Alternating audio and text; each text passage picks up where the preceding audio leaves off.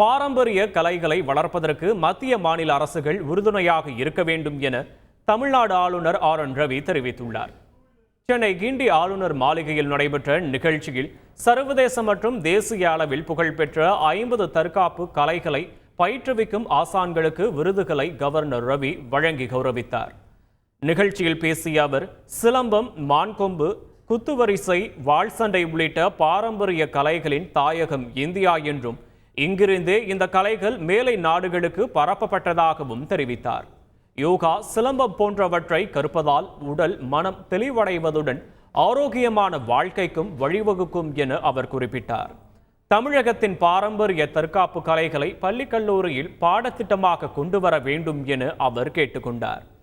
இந்த கலைகளை தேசிய அளவில் மட்டும் இல்லாமல் சர்வதேச அளவிலும் கொண்டு செல்ல வேண்டும் என தெரிவித்தார். செய்திகளை உடனுக்குடன் தெரிந்து கொள்ள உடனே சப்ஸ்கிரைப் பண்ணுங்க.